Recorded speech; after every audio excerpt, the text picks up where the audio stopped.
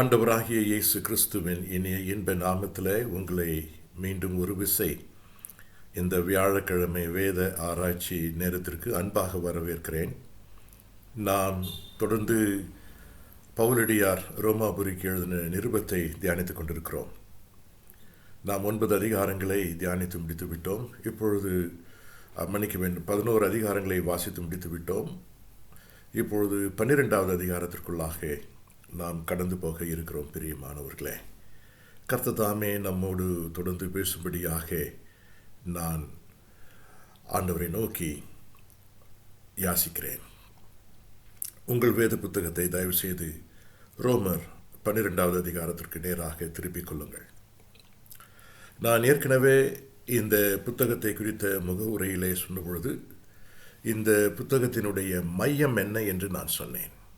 மையம் என்று சொல்லுகிற பொழுது இந்த புத்தகத்தின் மைய கருத்து, கருப்பொருள், அந்த கருப்பொருளை சுற்றி பவுலடியார் தன்னுடைய புத்தகத்தை எழுதுகிறார் என்று சொன்னேன். இந்த மைய கருத்தை அவர் மனதிலே வைத்து எழுதினாரா, இல்லை என்றால் ஆவியானவர் இந்த மைய கருத்தை அந்த புத்தகத்தின் மையத்திலே வைத்திருக்கிறாரா என்று நாம் அறுதியிட்டு சொல்ல முடியாது. ஆனாலும் கூட எல்லா வேத வார்த்தைகளும் தேவ ஆவியினால் அருளப்பட்டிருக்கிறபடினாலே இதன் மைய கருத்தை ஆவியானவர் கொடுத்திருப்பதாக நான் விசுவாசிக்கிறேன். அது என்ன மைய கருத்து என்று பார்ப்பீர்கள் என்றால், மகிமையான சுவிசேஷம் மகா பாவியாகிய ஒரு மனுஷனை தேவனுக்கு முன்பாக மகிமையுள்ளவனாக நிற்க செய்கிறது. மகிமையுள்ள சுவிசேஷம் மனிதனை மகிமைக்குள்ளாக நடத்துகிறது. இதுதான் இந்த புத்தகத்தினுடைய அடிப்படை மைய கருத்தாக நான் பார்க்கிறேன். பிரியமானவர்களே, இப்பொழுது 12வது அதிகாரத்திற்குள்ளாக கடந்து வருகிற பொழுது நான் ஏற்கனவே இந்த புத்தகத்தை பகுதிகளாக பிரித்த பொழுது சொன்னேன். முதல் 11 அதிகாரங்களும் நம்முடைய மூல உபதேசங்களை சார்ந்ததாக, இறையியலை சார்ந்ததாக காணப்பட்ட பகுதி. 12வது அதிகாரத்தில் இருந்து அந்த இறையியல், அந்த உபதேசம், மூல உபதேசம் நம்மை எப்படி செயல்படுத்த வேண்டும் என்று சொல்லுகிற பகுதி என்று நான் சொன்னேன். நான் பல விசை உங்களிடத்தில் போதிக்கிற பொழுதும் தனிப்பட்ட முறையில் பேசின பொழுதும் ஒரு குறிப்பிட்ட காரியத்தை மறுபடியுமாக வலியுறுத்தி சொன்னது உண்டு. என்ன? இறையியல் என்பது, தேவனை குறித்த ஞானம் என்பது, தேவனை குறித்த அறிவு என்பது ஏதோ நாம் காதிலே கேட்டு மகிழ்விப்பதற்காக, நம்மை மகிழ்விப்பதற்காக, நாம் மகிழ்வதற்காக, நாம் ரசிப்பதற்காக கொடுக்கப்பட்ட ஒரு காரியம் அல்ல என்று நான் சொல்லுவேன். மாறாக அந்த இறையியல், தேவனை குறித்த ஞானம் எனக்குள்ளாக கடந்து போய் எனக்குள்ளாக அது கிரியை செய்து என் வாழ்க்கையில் மாற்றங்களை தரக்கூடியதாக இருத்தல் வேண்டும். ஆகவே பவுலடியார் அதை மிக மிக ஆழமாக அதை சொல்லுவதாகவே நான் இந்த புத்தகத்தில் பார்க்கிறேன்.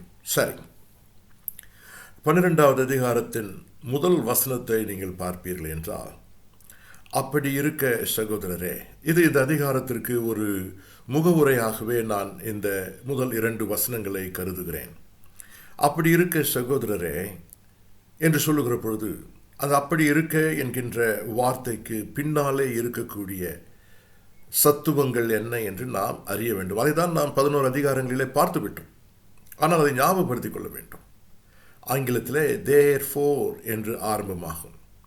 அதாவது இந்த காரணத்தின் நிமித்தமாக, எந்த காரணத்தின் நிமித்தமாக இந்த 11 அதிகாரங்களையும் நீங்கள் சுருக்கி வைத்து அப்படி இருக்க என்கின்ற அந்த வார்த்தைக்கு உள்ளாக பொருளை காண விரும்புவீர்கள் என்றால், பாவம் என்பது உண்மையாயிருக்க, அந்த பாவம் எல்லா மனிதர்களுக்குள்ளாக கடந்து வந்திருக்க, அந்த பாவத்தினாலே மனிதன் எதையும் செய்ய முடியாமல் பலம் இழந்தவனாக இருக்க, கர்த்தர் ஆண்டவராகிய இயேசுவை சிலுவையில் பலியாக ஒப்பு கொடுக்க, அது நிமித்தமாக மனிதன் மகிமைக்குள்ளாக கடந்து போகிற ஸ்லாக்கியத்தை பெற்றிருக்க, இந்த குறிப்பிட்ட ஒரு காரியத்திற்காக, இந்த குறிப்பிட்ட காரியத்தினுடைய ஆரம்பமாக யெகோவா தெய்வத்தை உலகத்தில் இருக்கக்கூடிய மக்கள் அறிந்து கொள்வதற்கு ஏதுவாக தேவன் ஒரு கூட்டத்தை தெரிந்து கொண்டார். அந்த கூட்டத்திற்கு இஸ்ரவேல் என்று பெயரிட்டார் என்று நாம் பார்த்தோம். ஆக இஸ்ரவேல் என்கின்ற ஒரு தேசத்தை தெரிந்து கொண்டார் என்றோ தேசத்தவர்களை தெரிந்து கொண்டார் என்றோ நாம் பொருள் எடுக்கக்கூடாது. மாறாக ஒரு கூட்டத்தினரை அவர் தெரிந்து கொண்டு அந்த கூட்டத்தினருக்கு இஸ்ரவேலர் என்று பெயரிட்டார். அவர்கள் இஸ்ரவேலர் என்ற பெயரை பெற்றபடியினாலே இஸ்ரவேல் தேசம் என்ற பெயர் வந்தது. ஆக இதை நாம் மனதிலே வைத்துக் கொள்ள வேண்டும். ஒரு கூட்டம், தேவனால் தெரிந்து கொள்ளப்பட்ட ஒரு கூட்டம், அந்த கூட்டத்திற்கு இஸ்ரவேல் என்று பெயரிட்டார். ஆனால் அவர்களோ யெகோவா தெய்வம் எதற்காக அவர்களை அழைத்தாரோ, எதை செய்ய வேண்டும் என்று விரும்பினாரோ அதை செய்யாதபடிக்கு அவருக்கு புறமுதுகு காட்டி ஓடினார்கள் என்று பார்க்கிறோம்.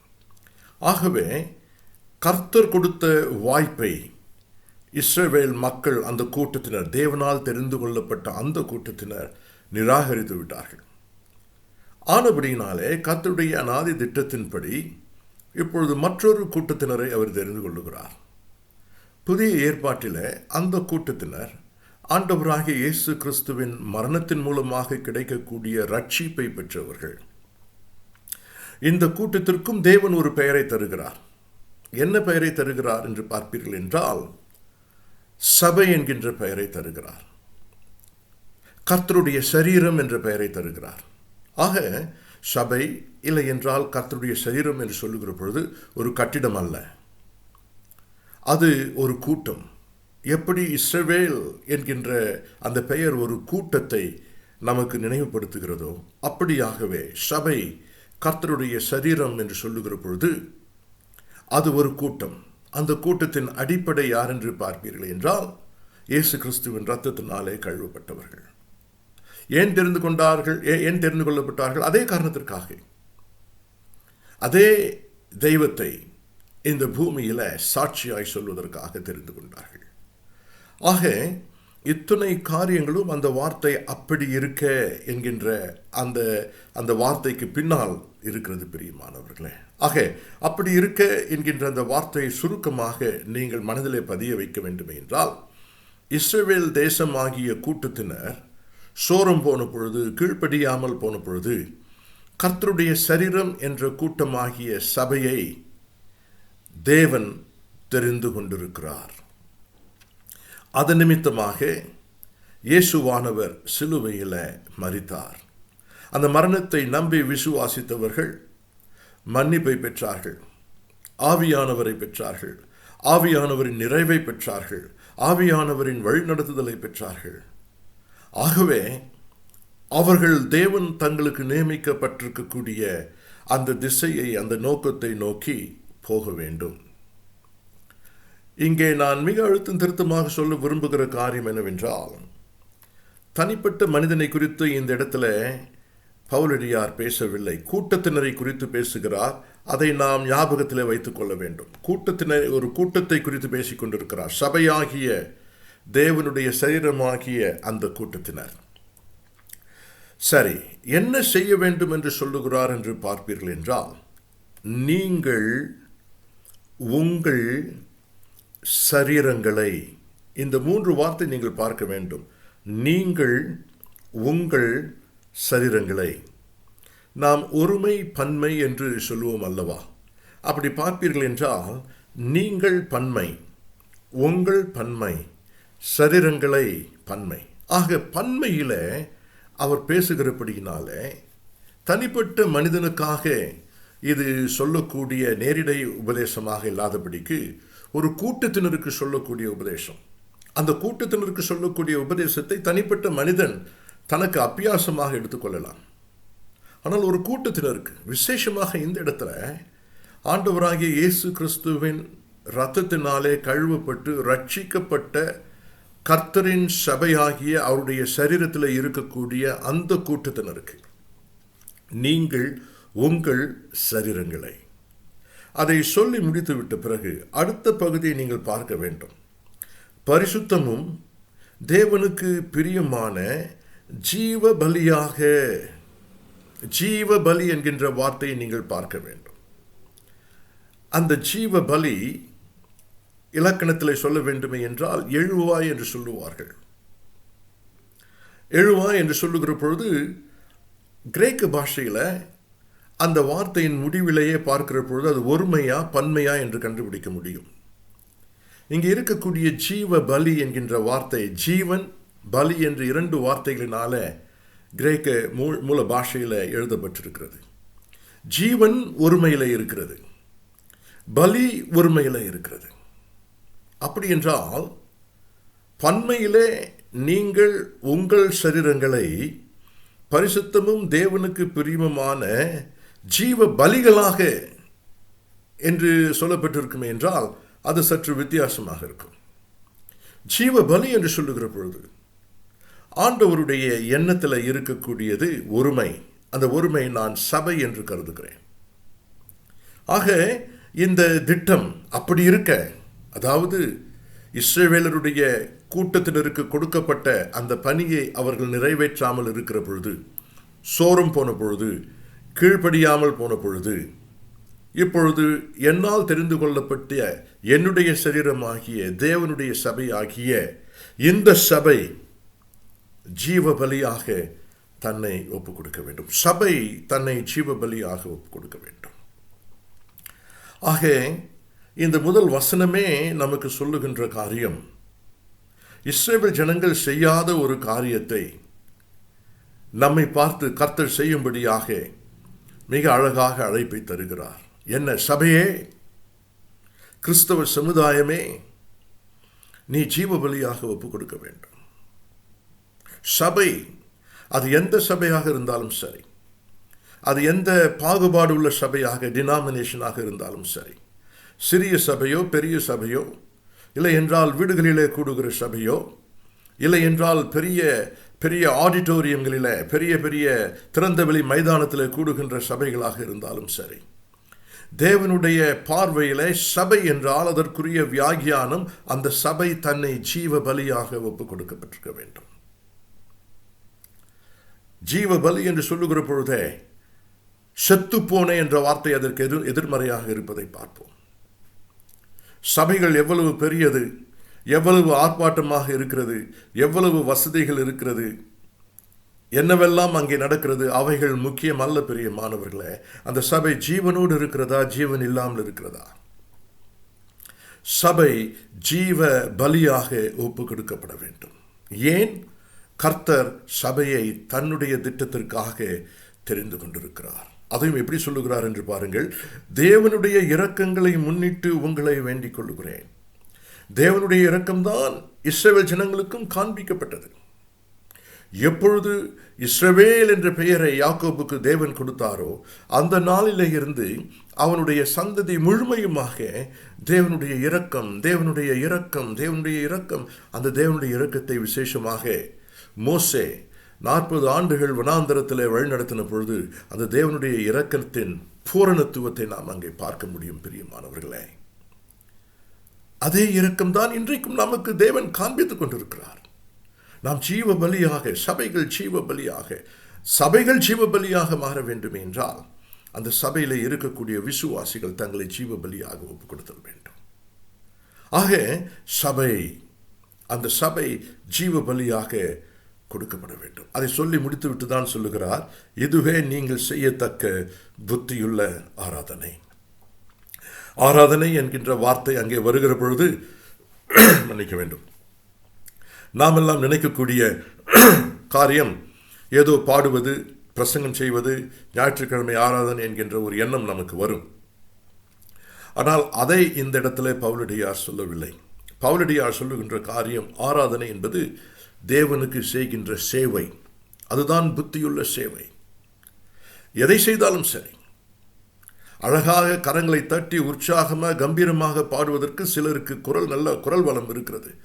பலருக்கு பாடுவார்கள் என்றால் ஏன் பாடினார்கள் என்றே தெரியாத அளவில் அவ்வளவு மோசமாக இருக்கும். யோசித்து பாருங்கள், ஒரு ஊமை எப்படி பாடி கர்த்தரை துதிக்க முடியும்? பாடுவதுதான் கர்த்தரை சேவிப்பது, துதிப்பது என்றால் ஆராதனை என்றால் அதுவல்ல. இங்கே கர்த்தருக்கு சேவை செய்வது, கர்த்தரின் பக்கத்தில் நின்று ஏதாயிலும் செய்வது, எதை செய்தாலும் சரி அது ஜீவ பலியாய் காணப்பட்டிருக்க வேண்டும். ஜீவ பலியினால் உண்டானதாய் இருக்க வேண்டும்.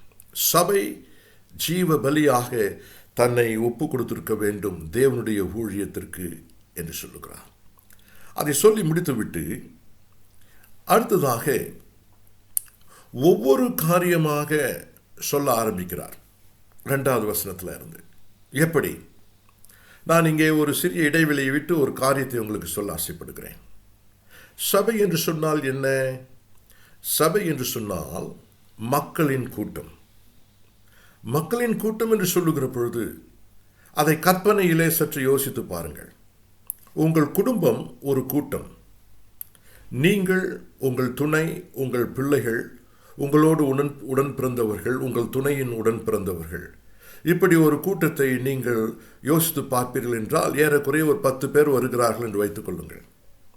அந்த 10 பேர்கள் கூட்டமாக இருக்கிற பொழுது, ஒரு நாள் கூட்டமாக இருப்பீர்கள் என்றால் சந்தோஷமாக மகிழ்ச்சியாக இருக்கலாம்.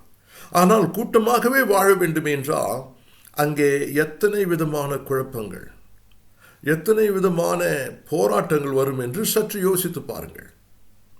மாமனாருக்கும் மாமியாருக்கும், மருமகனுக்கும் மாமனாருக்கும், உடன்பிறப்புகள் மத்தியிலே இருக்கக்கூடிய பிரச்சனை, இப்படி பலவிதமான பிரச்சனைகள்.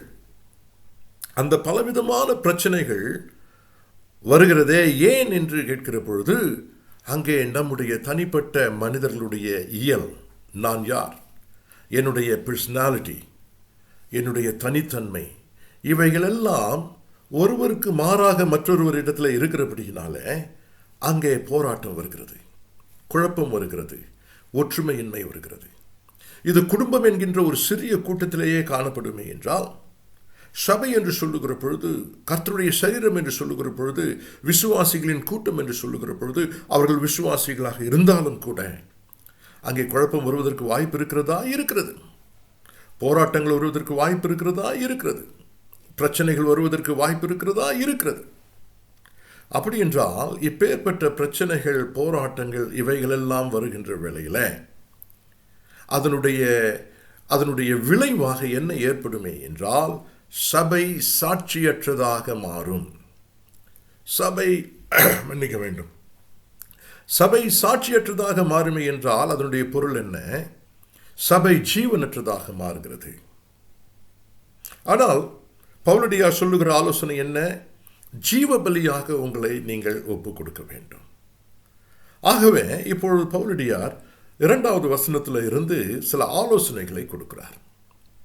2வது வசனத்தில் ஒரு பொதுவான ஒரு ஆலோசனை தருகிறார். என்ன பொதுவான ஆலோசனை என்று பார்ப்பீர்கள் என்றால், நீங்கள் பன்மையில் இந்த பிரபஞ்சத்திற்கு ஒத்த வேஷம் தெரியாமல் தேவனுடைய நன்மையும் பிரியமும் பரிபூர்ணமான சித்தம் என்னதென்று பகுத்தறியத்தக்கதாக உங்கள் மனம் புதிதாகிறதுனாலே மறுரூபமாகுங்கள்.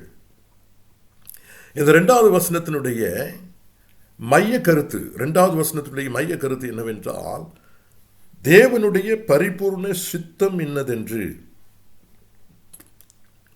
தேவனுடைய சித்தம் என்னதென்று என்று எதை குறித்து? உங்களை குறித்து. நான் யார்? என்னை குறித்து தேவன் என்ன சித்தம் கொண்டிருக்கிறார்? நான் ஒரு குடும்பத்தை சார்ந்தவன். என் குடும்பத்திற்காக தேவன் என்ன சித்தம் வைத்திருக்கிறார்? நான் ஒரு தொழிலிலே வேலை செய்து கொண்டிருக்கிறேன். நான் தொழிலே வேலை செய்து கொண்டிருக்கிற ஒரு தொழில் செய்து கொண்டிருக்கிறபடினாலே, அந்த தொழிலை எனக்கு தேவன் கொடுத்தபடினாலே அதற்கு என்ன சித்தம் வைத்திருக்கிறார்? எனக்கு பதவியை கொடுத்திருக்கிறார், எனக்கு பொறுப்பை கொடுத்திருக்கிறார். அதிலே தேவன் என்ன சித்தம் வைத்திருக்கிறார்? நாங்கள் கூடுவதற்கு ஒரு சபையை கொடுத்திருக்கிறார். அந்த சபைக்கு தேவன் என்ன சித்தம் வைத்திருக்கிறார்? ஆக தேவன் சித்தம் வைத்திருக்கிறார். ஐயா, இதை நான் இங்கே வாசித்து சொல்லவில்லை. இதுதான் வேதத்தில் இருக்கக்கூடிய பல பொதுவான உண்மைகளிலே இது ஒரு உண்மை. உன் தாயின் கர்ப்பத்திலே நீ உருவாவதற்கு முன்பதாகவே உன்னை தெரிந்து கொண்டவராக அவர் இருக்கிறார். அப்படி என்றால் நீ பிறப்பதற்கு முன்பாக என்று சொல்லுகிற பொழுது நீ சிந்திப்பதற்கு முன்பதாகவே, நான் இதை செய்ய வேண்டும், அதை செய்ய வேண்டும், அப்படி செய்ய வேண்டும், இப்படி செய்ய வேண்டும் சொல்லுகிறாயே, அந்த சிந்தனை உனக்குள்ளாக பிறப்பதற்கு முன்பதாக தேவன் உன்னை குறித்து முன்குறித்தார். ஆக அதை கண்டுபிடிப்பதுதான், அதை கண்டுபிடிக்கிற பொழுதுதான் தனிப்பட்ட நான் ஜீவனோடு இருக்க முடியும். அதை கண்டுபிடிக்கிற பொழுதுதான் சபை ஜீவனாக இருக்க முடியும். அப்பொழுதுதான் ஜீவ பலியாக தன்னை ஒப்புக் கொடுக்க முடியும்.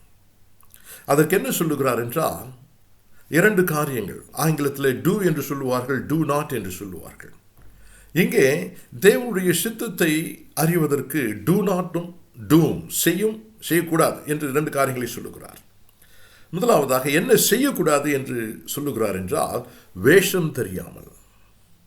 நான் அடிக்கடி இப்படியாக சொல்லுவேன், வேடமிட்ட கிறிஸ்தவம் என்று சொல்லுவேன், காஸ்மெட்டிக் கிறிஸ்டியானிட்டி என்று சொல்லுவேன். அப்படி என்றால் என்ன பொருள்? எப்படி ஒரு பெண் தன்னை அலங்கரித்துக் கொள்ளுகிறாளோ, ஒரு ஆண் தன்னை அலங்கரித்துக் கொள்ளுகிறானோ, பலவிதமான மேக்கப் சாமான்களை வைத்து, அப்படியாக மேக்கப் சாமான்களை போடுகிறதை போல கிறிஸ்தவத்தை போடுகிறவர்கள்.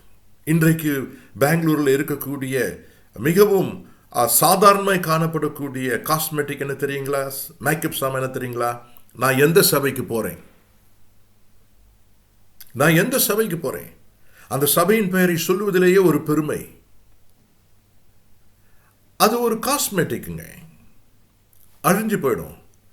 லிப்ஸ்டிக் போட்டால் எத்தனை நாள் இருக்கும், எத்தனை மணி நேரம் இருக்கும்? யோசனை பண்ணி பாருங்க.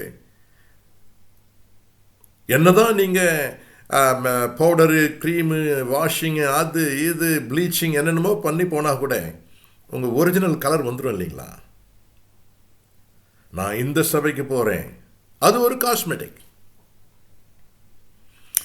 ஞானஸ்நானம் எடுத்துட்டேன், எனக்கு ஆண்டவர் இந்த வாக்குத்தத்தம் கொடுத்துட்டாரு, அதெல்லாம் இருக்கட்டும், அதெல்லாம் உண்மை, நான் என்னன்னு சொல்ல. நீங்கள் நல்ல சபைக்கு போங்க, அதெல்லாம் எழுதுங்க, எனக்கு ஆண்டவர் இன்னைக்கு ரட்சித்தாருன்னு சொல்லுங்க, எனக்கு இந்த வாக்குத்தத்தம் கொடுத்தாருன்னு சொல்லுங்க, அதெல்லாம் சொல்லுங்க. ஆனால் வேஷம் தரிக்காதீங்க. அவைகளை வேஷம் போட்டு உள்ளே கர்த்தருக்கு பிரியமில்லாமல் கர்த்தர் அருவருக்கிற அத்துணை காரியங்களையும் உள்ளே வைத்துக் கொண்டிராமல் இருங்க.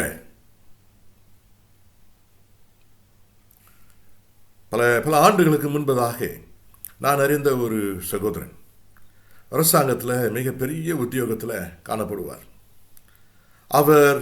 அவர் ஜெபிக்கிற பாங்கை நீங்கள் பார்ப்பீர்கள் என்றால், இவர்தான் பவுலடியாரோ என்று நினைப்பீர்கள். அந்த அளவில் ஜெபிப்பார், தேசத்திற்காக ஜெபிப்பார், எழுப்புதலுக்காக ஜெபிப்பார். எங்கெல்லாம் கூட்டங்கள் நடைபெறுகிறதோ அங்கே இருக்கக்கூடிய கூட்டங்களுக்காக எல்லாம் ஜெபிப்பார். அவரை பார்க்கிறவர்கள் எல்லாருமே ஆஹா எப்பேற்பட்ட பரிசுத்தவான் என்று சொல்லுவார்கள். ஆனால் ஒரு நேரத்தில் அவருடைய துணைவியார் இடத்துல பேசின பொழுது அவருடைய வாழ்க்கையின் பலவீனங்களை எல்லாவற்றையும் என்னிடத்தில் பகிர்ந்து ஜெபிக்கும்படியாக கேட்டார். நான் என்ன சொல்ல ஆசைப்படுகிறேன், அவர் என்ன செய்கிறார்? இந்த பிரபஞ்சத்திற்கு ஒத்த வேஷம் தரித்துக் கொண்டிருக்கிறார். அதுதான் காஸ்மெட்டிக் கிறிஸ்டியானிட்டி என்று சொல்லுவேன். பிரியமானவர்களே, அது இருக்கிற வரையிலே ஜீவ பலியாக நீங்களும் மாற மாட்டீர்கள், உங்கள் சபையும் மாறாது. ஆக செய்யக்கூடாதது என்ன? பிரபஞ்சத்திற்கு ஒத்த வேஷம். மாறாக செய்ய வேண்டியது என்ன? உங்கள் மனம் புதிதாகிறதுனால மறுரூபமாக வேண்டும். உங்கள் மனம் மறுரூபமாக வேண்டும். அந்த வார்த்தை மிகவும் அழகான ஒரு வார்த்தையாகவே நான் கருதுகிறேன். பிரியமானவர்களே, உங்கள் மனம் புதிதாகிறதுனால மறுரூபமாகுங்கள் என்று சொல்லுகிறார். இந்த மறுரூபம் என்கின்ற வார்த்தையை குறித்து நான் சற்று உட்கார்ந்து யோசித்து அந்த வார்த்தையை நான் நினைத்து பார்த்தேன். மறுரூபம், உங்கள் மனம் புதிதாகிறதுனால மறுரூபமாகுங்கள் என்றால் அதனுடைய மூல பொருள் என்ன? உங்கள் மனம் பரிசுத்தமான சிந்தனை கொண்டதாய் மாற வேண்டும். இப்போ மனம் என்று சொல்லுகிற பொழுதே பாருங்கள், இந்த மனம் என்கின்ற இடத்திலிருந்து தான் நம்முடைய வாழ்க்கையிலே ஒப்பீனியன் என்று சொல்லுவோம் அல்லவா, ஒருவரை குறித்த ஒரு தன்மையை நாம் புரிந்து கொள்கிறோம். My opinion depends upon my mind. என்னுடைய மனம், அந்த மனம்தான் சொல்லுகிறது. கல்யாண நேரத்தில் பார்த்தீங்கன்னா என்கிட்ட வரக்கூடிய வாலிப பிள்ளைகளை பார்த்து கேட்பேன், இந்த பிள்ளையை கல்யாணம் பண்ணணும்னு நினைக்கிறியப்பா, ஜெபம் பண்ணியா, நல்லா யோசனை பண்ணியா அப்படின்னு கேட்கும்பொழுது எல்லாருமே என்ன சொல்லுவாங்க? ஆமாங்க அங்கிள், ரொம்ப நல்லா ஜெபம் பண்ணேன், ரொம்ப நல்ல பிள்ளை அங்கிள், அவள் தான் எனக்கு ரொம்ப பிடிச்சிருக்கு. அது எங்கேருந்து வருது? மனசுலேருந்து வருது. அந்த மனசு எங்கேருந்து, எதுலேருந்து புறப்பட்டு வருது? ஒப்பீனியன். தமிழ் அதுக்கு என்ன எனக்கு சொல்ல தெரியல, மன்னிச்சுக்கிடுங்க. ஒப்பீனியன். அந்த ஒப்பீனியனிலிருந்து வரக்கூடியது.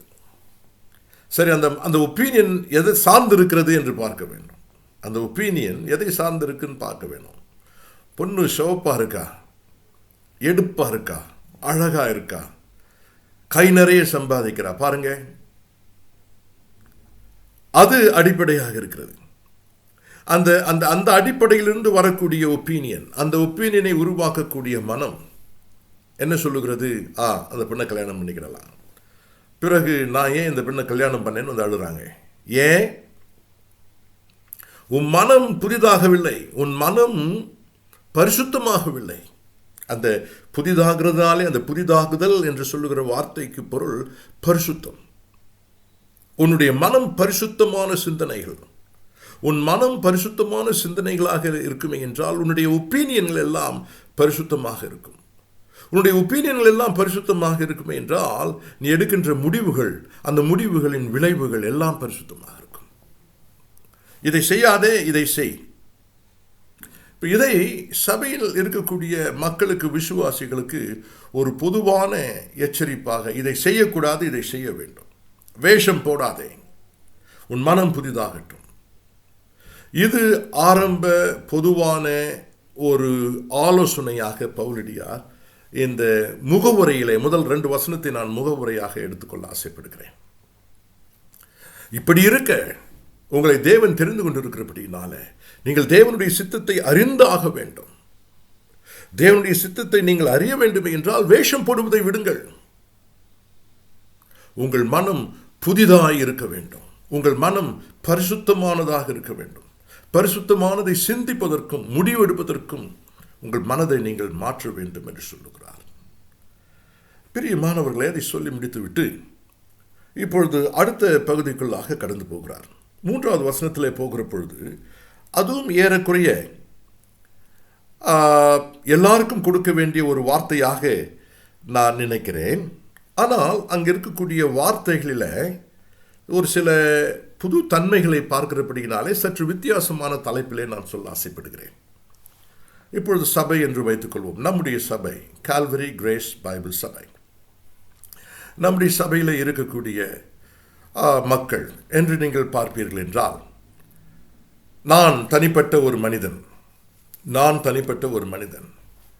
பிறகு நான் பார்க்கின்ற என்னுடைய மூப்பர்கள், நான் பார்க்கின்ற என்னுடைய உடன் ஊழியர்கள், பிறகு சபையின் விசுவாசிகள், ஆக தனிப்பட்ட நான், மற்றவர்கள், இவைகள் சேருகிற பொழுதுதானே இது கூட்டம் என்ற பெயருக்கு ஒரு பொருள் வருகிறது. பிரியமானவர்களே, இப்பொழுது பவுலடியார் இந்த 3வது வசனத்தில் இருந்து என்ன ஆலோசனை கொடுக்க விரும்புகிறார் என்றால், உனக்கு நீ என்ன செய்ய வேண்டும் அது முதலாவதாக சொல்லுகிறார்.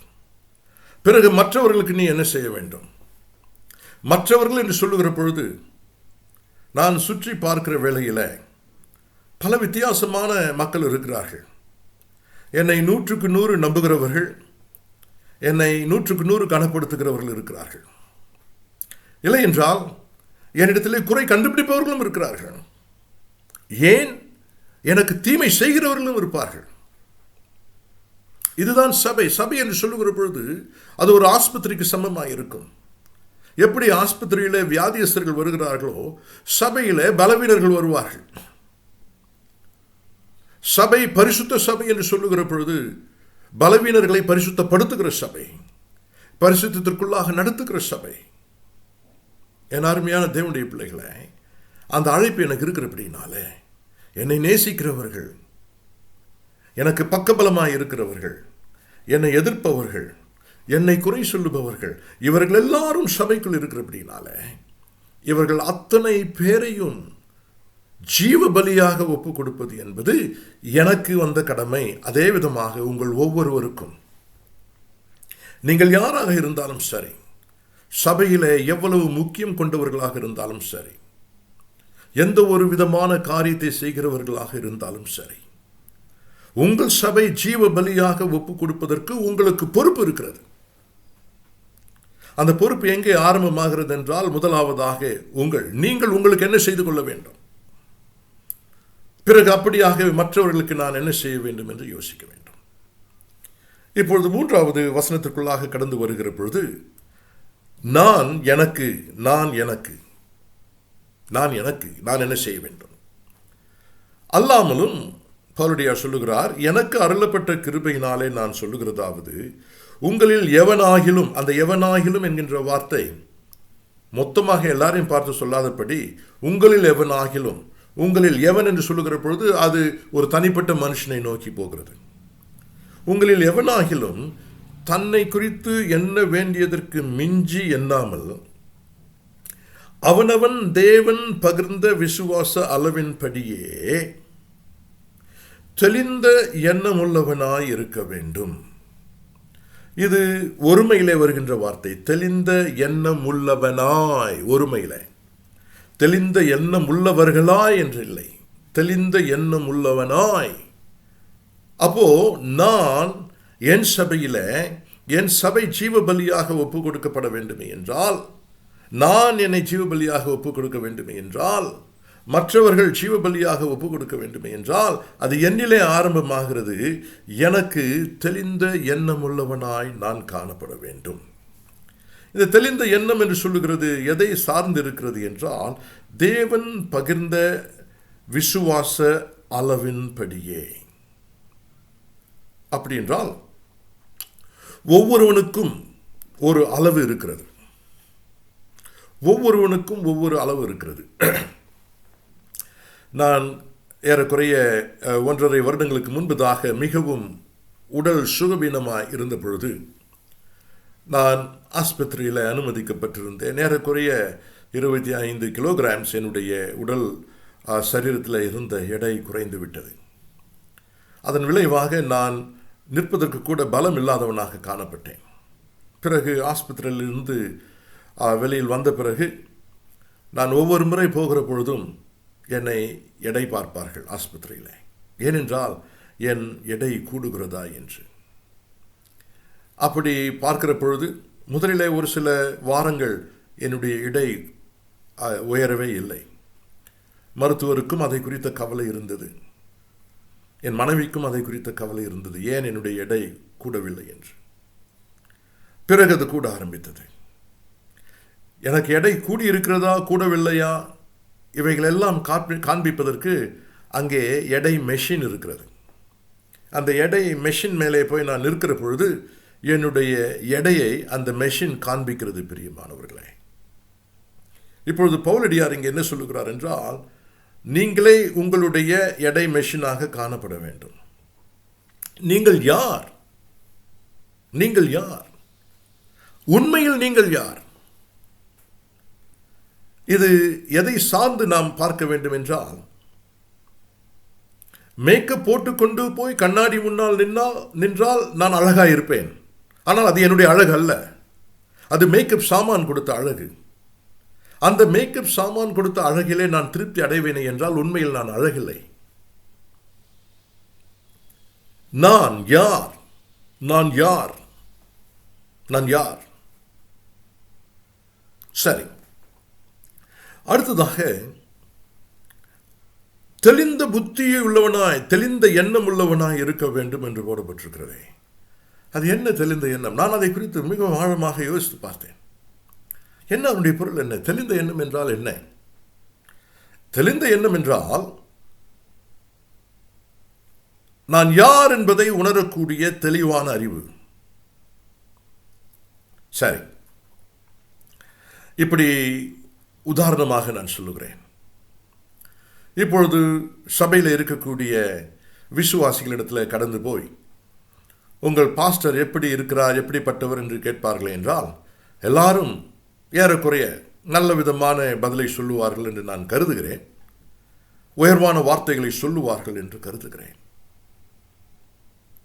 இப்பொழுது அந்த உயர்வான எண்ணங்கள், உயர்வான கருத்துக்கள் அவர்கள் பகிர்ந்து கொள்ளுகிற பொழுது அதிலே நான் மன மகிழ்ச்சி அடைந்து, அதில் திருப்தி அடைந்து காணப்படுவேனே என்றால், அவர்கள் எண்ணமும் என்னை குறித்து, என்னுடைய எண்ணம் என்னை குறித்து ஒன்றி போகிறது. அவர்கள் சொல்லுவதை நான் நம்புகிறேன். பிறகு அதே விதமாகவே நான் செயல்பட ஆரம்பிக்கிறேன். ஏனென்றால் அவர்களை மகிழ்விப்பதற்காக, அவர்கள் என்னை குறித்து இன்னும் அதிகமாக உயர்ந்ததாக நினைப்பதற்காக அங்கேதான் வேஷம் வருகிறது. சரி, இப்பொழுது சற்று வித்தியாசமாக பார்ப்போம். ஒருவேளை தேவனிடத்தில் கடந்து போய் ஜெயக்குமாரை குறித்து சொல்லுங்கள் என்று தேவனிடத்தில் ஒருவேளை கேட்க முடியுமே என்றால், அப்பொழுது தேவன் என்னை குறித்து பேசுவார் என்றால் அதில் 100 அத்தனை உண்மை இருக்கும். இப்பொழுது நான் யார் என்று உணர வேண்டுமே என்றால், என் மக்கள் என்ன சொல்லுகிறார்கள் என்பதை குறித்து அல்ல நான் கவலைப்பட வேண்டும்.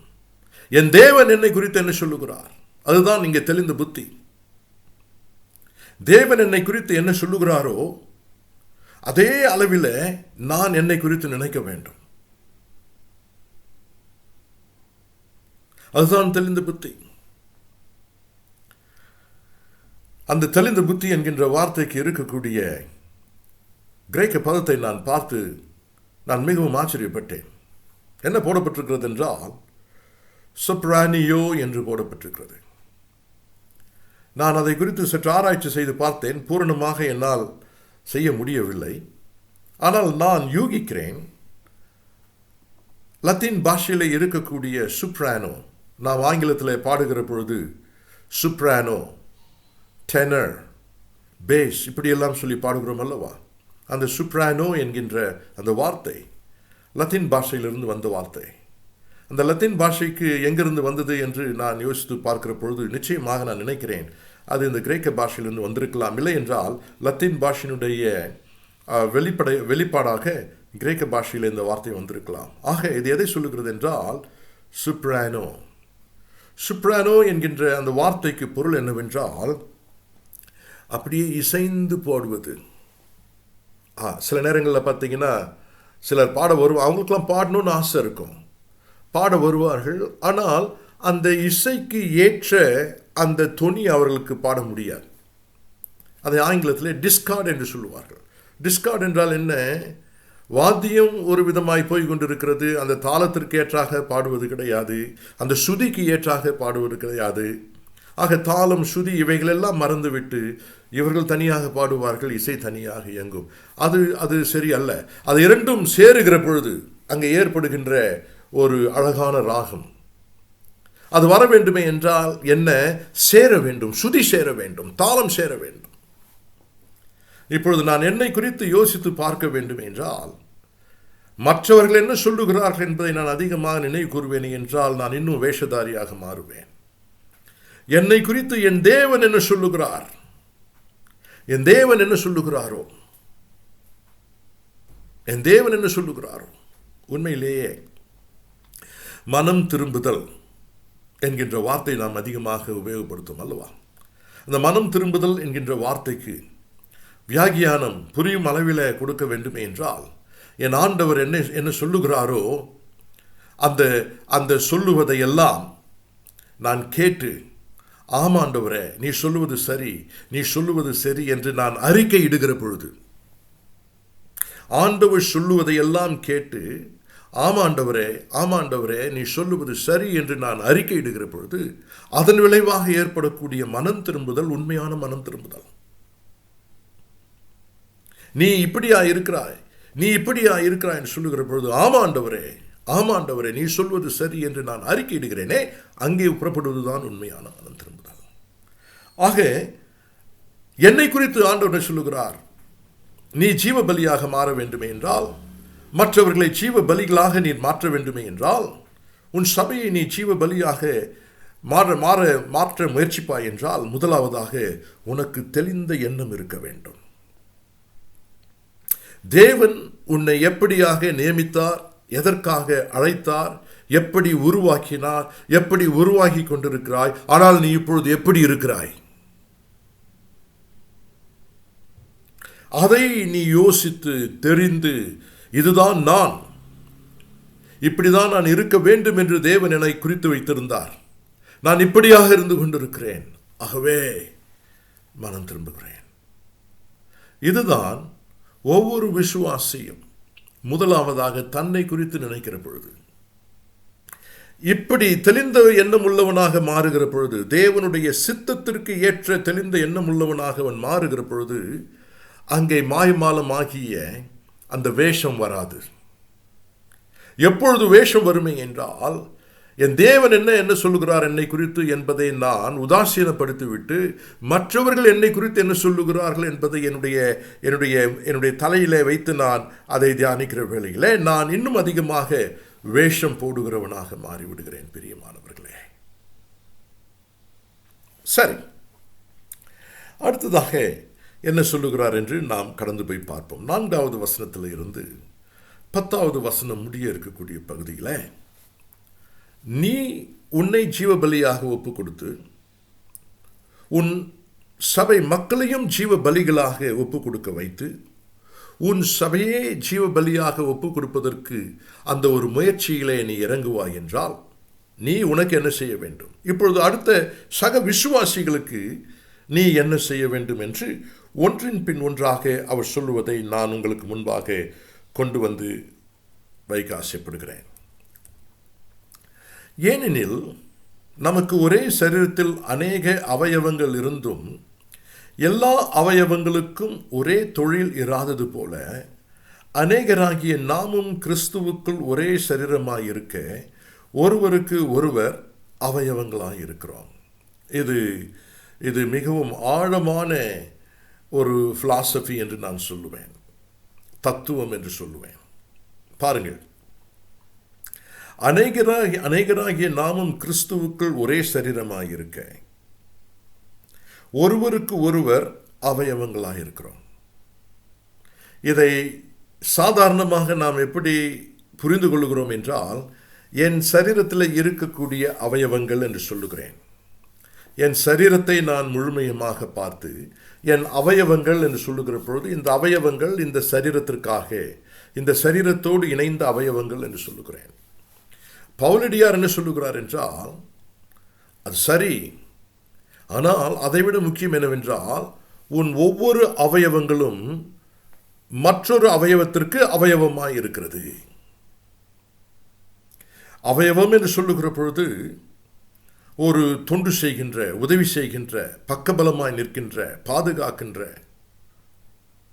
அதுதான் அதனுடைய பொருள். இந்த அவயவங்கள் இந்த சரீரத்திற்கு சொந்தமானது உண்மைதான். ஆனால் இந்த ஒவ்வொரு அவயவமும் மற்ற அவயவங்களுக்கும் சொந்தமானது. பவுலடியார் என்ன சொல்ல ஆசைப்படுகிறார்? நீங்கள் தேவனுக்கு சொந்தமானவர்கள், அது உண்மை. நீங்கள் தேவனுக்கு சேவை செய்கிறீர்கள், அதுவும் உண்மை. ஆனால் அதே நேரத்தில் சபையின் மக்கள், அவர்களுக்கும் நீங்கள் சொந்தமானவர்கள், அவர்களுக்கும் நீங்கள் சேவை செய்ய வேண்டும். அந்த மக்கள் எப்படியாக இருக்கிறார்கள்? எல்லாரும் ஒரே போல் இருப்பது கிடையாது. வித்தியாசமான காரியங்களை செய்யக்கூடியவர்கள், வித்தியாசமான தகுதிகளை கொண்டவர்கள். ஒரு சபை என்று பார்க்கிற பொழுது மிகவும் உயர்வான பதவியிலே இருக்கக்கூடிய ஒரு மனிதனோ மனுஷியோ இருப்பதற்கு வாய்ப்பு இருக்கிறது. மற்றவர்கள் சாதாரண வேலை செய்கிறவர்களாக இருப்பதற்கும் வாய்ப்பு இருக்கிறது. நான் எதற்காக இதை சொல்லுகிறேன் என்றால், சில நேரங்களிலே இப்படியாக நம்முடைய வாழ்க்கையிலே தடுமாற்றங்கள் வருவதற்கு வாய்ப்பு இருக்கிறது. நான் ஆண்டவரை ஏற்றுக்கொண்டு வளர்ந்து கொண்டிருக்கிற நாட்களில் நான் போய்கொண்டிருந்த அந்த சபையில் மிகவும் உயர்ந்த அதிகாரத்தில் இருந்த ஒரு ஐயா இருந்தார், ஒரு குடும்பம் இருந்தது. அந்த ஐயாவினுடைய மனைவியார் அவர்களுக்கு கார் ஓட்டக்கூடிய ஒரு தம்பியை ஆண்டவரை பற்றி கூறி ஆண்டவரை ஏற்றுக்கொள்ளும்படியாக செய்து, பிறகு அவரும் ஆண்டவரை ஏற்றுக்கொண்டு ஞானஸ்நானம் பெற்றார். அவர் ஆண்டவரை ஏற்றுக்கொண்டு ஞானஸ்நானம் பெறுவதற்கு முன்பதாக அவர் ஆலயத்திற்கு அவர்களை அழைத்து கொண்டு வருவார். பிறகு வெளியிலேயே நின்று கொண்டிருப்பார். அவரை உள்ளே வாருங்கள் என்றால் வரமாட்டார். ஏனென்றால் உள்ளே வந்தால் எஜமானனும் எஜமாட்டியும் அங்கே உட்கார்ந்து கொண்டிருக்கிறார்கள். அந்த இடத்துல நான் எப்படி வந்து உட்காருவது? நான் ஒரு சாதாரண டிரைவர்.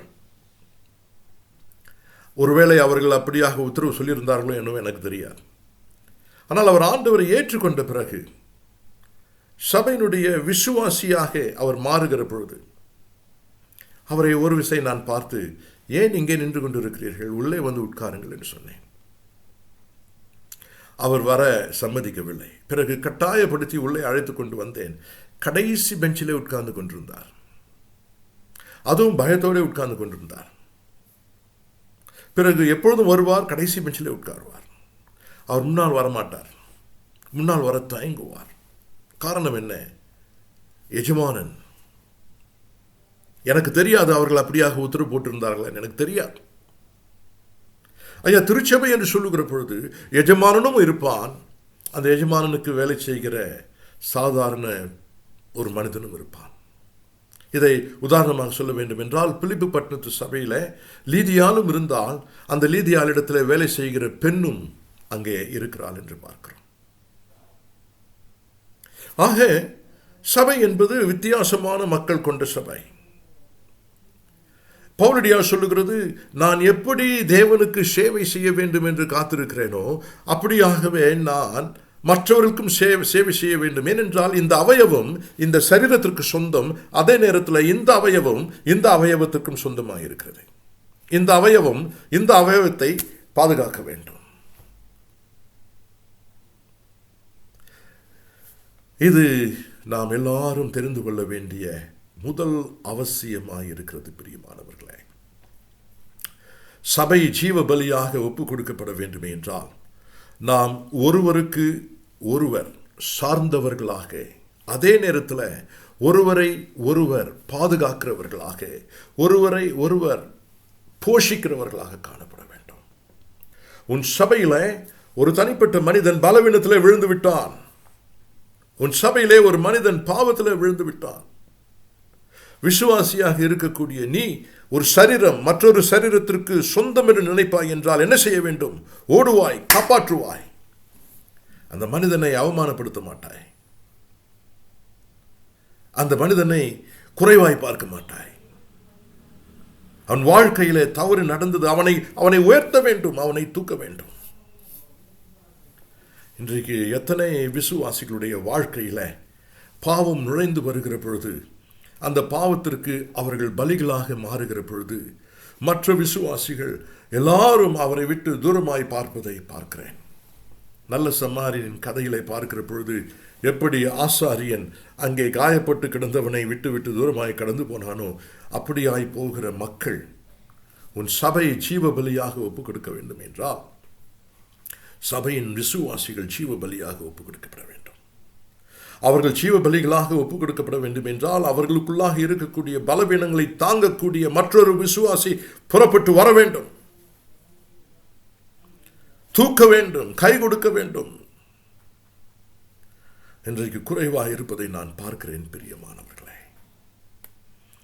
பிறகு 6வது வசனத்திலிருந்து பார்க்கிற பொழுது கிருபையின் மற்றொரு ஈவாய் இருக்கக்கூடிய வரங்கள். வரங்கள் என்று சொல்லுகிற பொழுது அவர்களுக்கு இருக்கக்கூடிய திறமைகள் என்று நான் சொல்ல ஆசைப்படுகிறேன். இல்லை என்றால் கொடுக்கப்பட்ட திறமைகள். இந்த திறமைகளை குறித்து நீங்கள் பார்ப்பீர்கள் என்றால் இங்கே சொல்லப்பட்டிருக்கக்கூடிய வார்த்தை என்ன சொல்லுகிறது என்றால், உனக்கு கொடுக்கப்பட்ட அந்த கிருபையில, அந்த திறமையில, அந்த விசேஷ தன்மையில நீ உண்மையாக இருக்க வேண்டும். நம்மில் தீர்க்க தரிசனம் சொல்லுகிற வரத்தையுடையவன் விசுவாச பிரமாணத்திற்கு ஏற்ற. ஆக உனக்கு என்ன கிருபை கொடுக்கப்பட்டிருக்கிறதோ, என்ன வரம் கொடுக்கப்பட்டிருக்கிறதோ அந்த வரத்திற்கு நீ உண்மையாக இருக்க வேண்டும். சரி, அப்படி என்றால் என்ன பொருள்? இங்கே வரங்கள் கொடுக்கப்படுகிற பொழுது அதை என் சொந்தத்திற்காக நான் மாற்றுவது என்பது தேவனுக்கு பிரியமில்லாத காரியம். வரங்களினால் நான் நிரப்பப்பட்டிருப்பேனே என்றால், நான் போதிக்கும் வரத்தை பெற்றவன், போதிக்கின்ற வரம் இருக்கிறது, என்னுடைய போதனையின் மூலமாக மக்கள் ஆண்டவரை நெருங்கி வருகிறார்கள் என்கின்ற உணர்வை நான் பெறுகிற பொழுது நான் அந்த போதனையின் ஊழியத்தில் இன்னும் உண்மையாக சத்தியத்தை மாத்திரம் பேசுவதற்கு, அந்த சத்தியத்தை எடுத்து உரைப்பதற்கு தேவையான தைரியத்தோட, தெளிவோட இன்னும் அதிகமாக உழைத்து உழைத்து உழைத்து உழைத்து எனக்கு கொடுக்கப்பட்டிருக்கக்கூடிய அந்த கிருபையின் வரத்திற்கு நான் உண்மையாக இருக்க வேண்டும். அது வரத்தோடு மாத்திரமே நான் நிறுத்த விரும்பவில்லை. அது எதுவாக இருந்தாலும் சரி, உனக்கு கொடுக்கப்பட்ட தொழிலாக இருக்கலாம், உனக்கு கொடுக்கப்பட்டிருக்கக்கூடிய பொறுப்பாக இருக்கலாம், எதுவாக இருந்தாலும் சரி, உனக்கு எது கொடுக்கப்பட்டிருக்கிறதோ அதை தேவனுக்கு உண்மையாக பயன்படுத்து. அது இரண்டாவதாக நாம் பார்க்கின்ற ஒரு காரியமாயிருக்கிறது. மற்றவர்களுக்கு நீ அவயவமாக இருக்க வேண்டும். அது முதலாவது காரியம். இரண்டாவது, உனக்கு வரங்கள் கொடுக்கப்பட்டிருக்குமே என்றால், திறமைகள் கொடுக்கப்பட்டிருக்க வேண்டும் என்றால், அந்த திறமைகள், அந்த தகுதிகளை நீ உண்மையாக உபயோகப்படுத்தி மற்றவர்களுக்கு அது லாபமாய் இருக்க வழியை பார். உதாரணத்திற்கு, தீர்க்க தரிசனம் சொல்லுகிற வார்த்தையுடையவன் விசுவாச பிரமாணத்திற்கு ஏற்றதாக சொல்ல கடவன். என்னத்திற்காக? உன் அழைப்பு என்ன? உன் சபையை ஜீவபலியாக ஒப்புக் கொடுக்க வேண்டும். ஜீவபலியாக ஒப்புக் கொடுக்கப்பட வேண்டும் என்றால் தனிப்பட்ட மனிதர்கள் ஜீவபலிகளாக தங்களை ஒப்புக் கொடுக்க வேண்டும். அதற்கு என்ன தேவையாக இருக்கிறது? தேவனுடைய வார்த்தை தேவையாக இருக்கிறது. அந்த தேவனுடைய வார்த்தையை நீ உண்மையாக பேசுகிற பட்சத்தில் தானே அவன் ஜீவபலியாக மாறுவான். அப்படியாகவே நீங்கள் ஒவ்வொன்றையும் பாருங்கள். ஊழியம் செய்கிறவன் ஊழியத்திலும் அவன் உண்மையாக இருக்க வேண்டும்.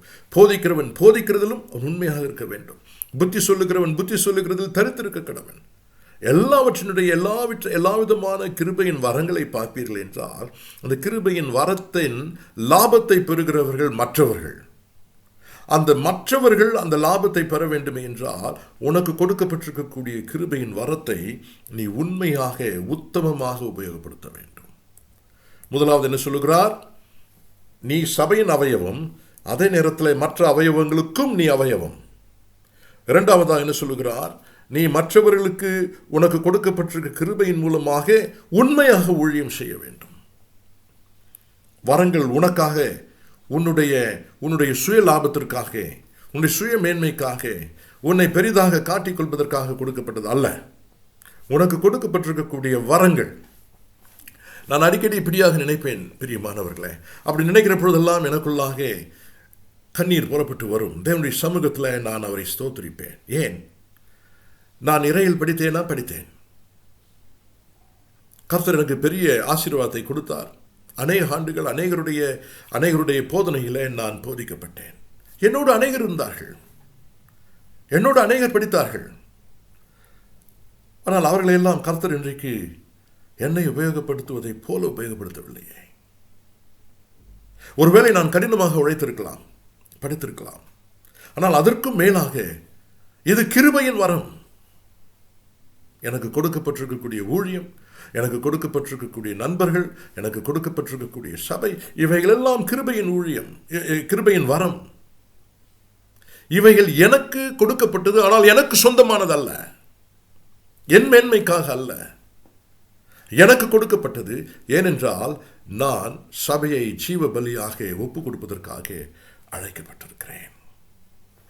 மூன்றாவதாக என்ன சொல்லுகிறார் என்று பார்ப்பீர்கள் என்றால், 9வது வசனத்தில், தீமையை வெறுத்து நன்மையை பற்றி கொண்டிருங்கள்.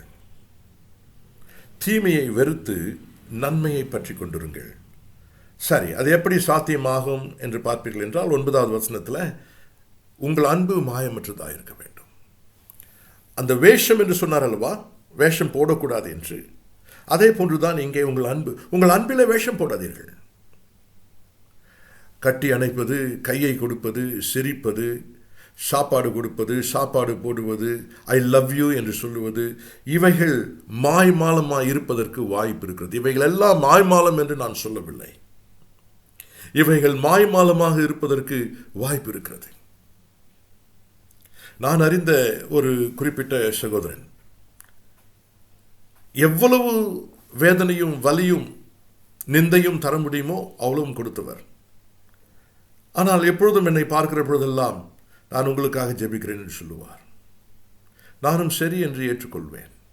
காரணம் என்ன? கர்த்தருக்கு கணக்கு கொடுக்கட்டும். அன்பு மாயமுள்ளதாக இருப்பதற்கு நிறைய வாய்ப்பு இருக்கிறது. சரி, அன்பு மாயமாக இருக்குமே என்றால் நன்மை கிடைக்காது. ஆக உங்கள் அன்பு உண்மையாக இருக்குமே என்றால், அந்த அன்பின் நிமித்தமாக நேசிப்பதோ, கண்டிப்பதோ, குறை சொல்லுவதோ எதுவாக இருந்தாலும் சரி, அது உண்மையான அன்பிலிருந்து புறப்பட்டு வருமே என்றால் நன்மை விளையும். வேறு விதத்தில் சொல்ல வேண்டும் என்றால், மாய்மாலமான அன்பு என்பது தீமை. எதற்கு தீமை? சபைக்கு தீமை. மாய்மாலமான அன்பு இருக்குமே என்றால் அங்கே ஒற்றுமை இல்லை என்றுதான் அர்த்தம். ஒரு மனம் இல்லை. ஒற்றுமை இல்லை, ஒரு மனம் இல்லை. ஆனால் அன்பு இருப்பதைப் போல காண்பிக்கின்ற பொழுது இன்றைக்கு எத்தனை சபைகளிலே லவ் ஃபீஸ்ட் என்று வைப்பார்கள். வருடாந்திர அன்பின் விருந்து. அந்த அன்பின் விருந்துக்குள்ளேயே போய் பார்த்தீங்கன்னா அங்கே பிரச்சனை இருக்கும். அன்பின் விருந்து வேண்டான்னு சொல்லலை, லவ் ஃபீஸ்ட் வையுங்க. அது மாய்மாலம் இல்லாமல் இருக்க வேண்டும். மாய்மாலமான அன்பு தீமை. வேஷம் போடுவது சுலபம், அதனுடைய விளைவுகளை சந்திக்கிற பொழுது அது மிக கடினமாக இருக்கும். கடைசியாக அடுத்தவருக்கு செய்ய வேண்டிய மற்றொரு காரியத்தை சொல்லி நான் முடிக்க ஆசைப்படுகிறேன். சகோதர சிநேகிதத்தில் ஒருவர் மேல் ஒருவர் பட்சமாக இருங்கள், கனம் பண்ணுகிறதிலே ஒருவருக்கு ஒருவர் முந்திக் கொள்ளுங்கள்.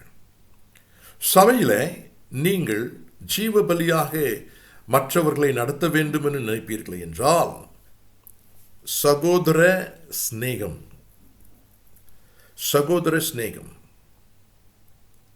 அந்த சகோதர சிநேகம் பட்சமாயிரு. இதுதான் முதலில் சொன்னேன். ஒருவேளை உங்களுக்கு 3 பிள்ளைகள் இருக்கிறார்கள் வைத்துக்கொள்வோம். மூத்த பிள்ளை உங்களை நன்றாக கவனிக்கிறார், இரண்டாவது பிள்ளை உங்களை கவனிக்கவில்லை, இல்லை என்றால் உங்களுக்கு துரோகம் செய்கிறார், இல்லை என்றால் மிகவும் மோசமான வாழ்க்கைக்குள்ளாக கடந்து போகிறார். நீங்கள் அந்த இரண்டாவது பிள்ளையை என்னுடைய பிள்ளை இல்லை என்று சொல்லுவீர்களா? யோசித்து பாருங்கள். சொல்ல முடியாது. அப்படியாகத்தானே ஒரு சபை என்று சொல்லுகிற பொழுது, விசுவாசிகள் கூட்டமாய் வருகிற பொழுது, அந்த கூட்டத்தின் மத்தியில் கெட்ட குமாரர்கள் இருப்பதற்கு வாய்ப்பு இருக்கிறது. பாவ வித்து நமக்குள்ளாக இருக்கிற நாள் வரையில் பாவத்தை எதிர்த்து போராடுகின்ற அந்த அந்த அனுபவங்கள் நமக்கு வந்து கொண்டே இருக்கும். அந்த அனுபவங்கள் மத்தியில் வெற்றியின் மேல் வெற்றி பெற்றுக்கொண்டு போய் கொண்டிருக்கிற பொழுது சோர்ந்து போவதற்கும் விழுந்து போவதற்கும் வாய்ப்பு இருக்கிறது. அப்படி கீழே விழுந்தவனை தூக்கி விட வேண்டும் என்றால் அந்த சகோதர சிநேகம் பட்சம். சகோதர சிநேகம் பட்சம். கனம் பண்ணுகிறதிலே ஒருவருக்கு ஒருவர் முந்திக் கொள்ளுங்கள் என்றால் என்ன அர்த்தம்? கனம் என்பது அவர்கள் யார் என்று பார்த்து கொடுப்பது அல்ல, அவர்கள் கர்த்தரால் அழைக்கப்பட்டவர்கள் என்பதை உணர்ந்து கொடுக்கின்ற கனம். அந்த கனத்தை கொடுப்பதற்கு பவுலடியாருக்கு திறமை இருந்தது. ஆனபடியினால் தானே மீன் பிடித்துக் கொண்டிருந்த பேதுருவை கனப்படுத்துகிறார், யோவானை கனப்படுத்துகிறார். கொர்நேலியு மிகுந்த உயர்ந்த அதிகாரி, பேதுருவை கனப்படுத்துகிறார். ஒனேசிமுவை பிலமோன் கனப்படுத்துகிறார். இவைகள் எல்லாம் எங்கிருந்து புறப்பட்டு வருகிறது பிரியமானவர்களே? சகோதர சிநேகத்தில் பட்சமாய் இருத்தல். ஆக உங்கள் சபையில் உங்கள் சபையின் மக்கள் ஜீவ பலிகளாக தங்களை ஒப்புக் கொடுக்க வேண்டும் என்றால் அதற்கு உங்களுக்கு பொறுப்பு இருக்கிறது. உங்களை நீங்கள் போஷிக்க வேண்டும், நீங்கள் மற்றவர்களையும் போஷிக்க வேண்டும். அதை செய்கிற பட்சத்தில் நீங்கள் உங்களை ஜீவ பலிகளாக ஒப்புக் கொடுப்பீர்கள். பிறகு அதன் விளைவாக உங்கள் சபை ஜீவ பலியாக நாளுக்கு நாள் மாறிக்கொண்டே இருக்கும். பிரியமானவர்களே, கர்த்தர் தொடர்ந்து நம்மோடு பேசுவாராக. ஆமேன்.